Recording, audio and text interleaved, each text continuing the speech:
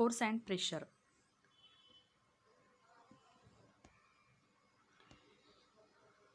Topic number 3 force and pressure.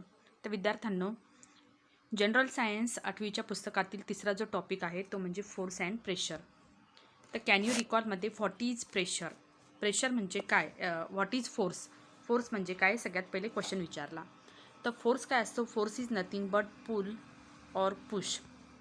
पुल करणे किंवा push करणे ही जी ॲक्टिव्हिटी असते त्यालाच आपण फोर्स असे म्हणत असतो. A stationary object on which force is acting remains stationary. An object in motion continues to move with the same speed and direction when no force is acting on the object.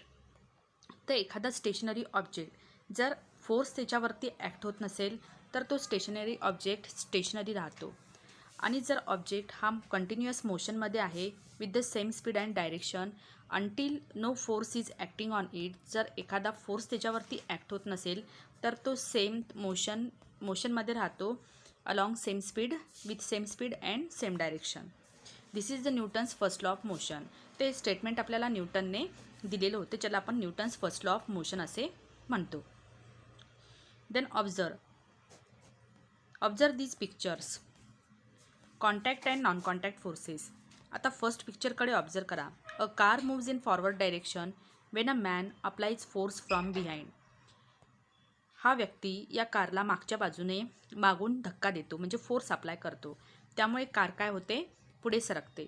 A reluctant dog is pulled by his master and boy is playing football is kicking the ball away.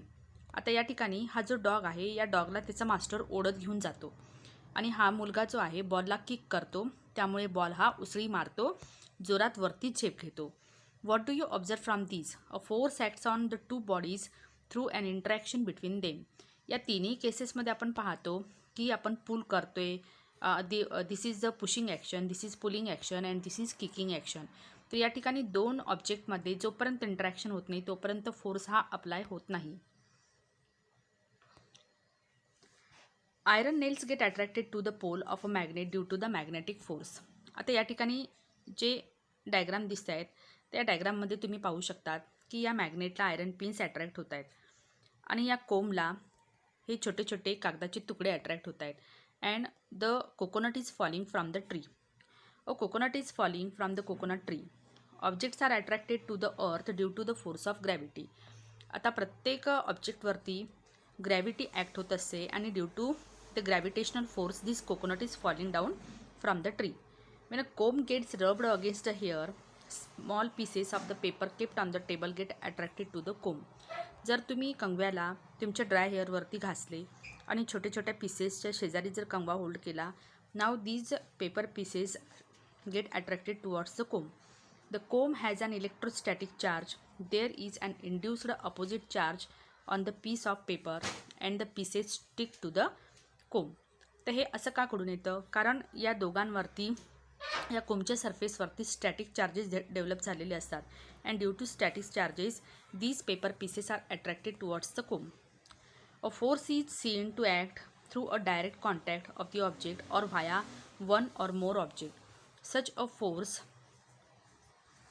Is called contact force. ज्यावेळेस एखादा force direct कॉन्टॅक्टमुळे घडून येतो त्यावेळेस त्या फोर्सला आपण contact force म्हणतो. A force is applied between the two objects even if the two objects are not in contact. Such force is called non-contact force. ज्यावेळेस दोन ऑब्जेक्टमध्ये कॉन्टॅक्ट नसताना देखील फोर्स ॲक्ट होतो अशा फोर्सला आपण नॉन कॉन्टॅक्ट फोर्स म्हणतो. जसे या ठिकाणी मॅग्नेटकडे आयरन पिन स्टिक होतात, कोमकडे पेपर पीसेस स्टिक होतात आणि this coconut falling down from the tree. All these are the non contact forces. Muscular force is an example of the contact force and is applied to the object with the help of our muscles. Muscular force, this is best example for the contact forces. कारण we apply the during different activities we apply the muscular force. So there is contact between the object and our muscles. It is applied in several cases such as lifting, pushing, pulling, etc. On the other contrary, forces like magnetic force, gravitational, electrostatic forces, they are acting without contact. Therefore, these are the example of non-contact forces.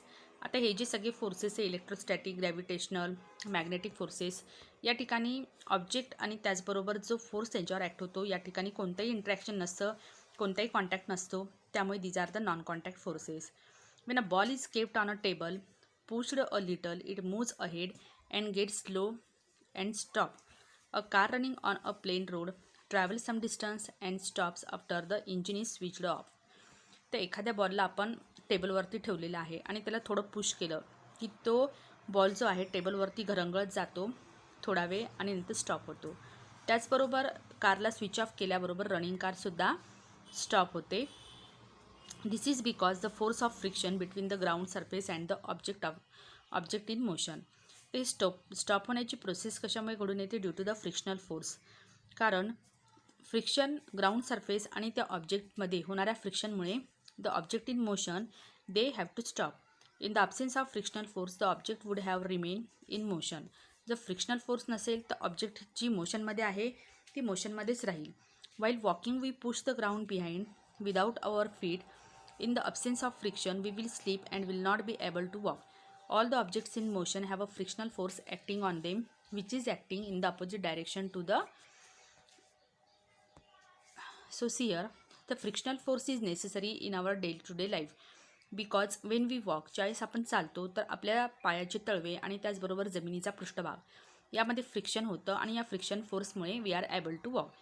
So इथपर्यंत contact आणि non contact force हा भाग आपला झालेला आहे.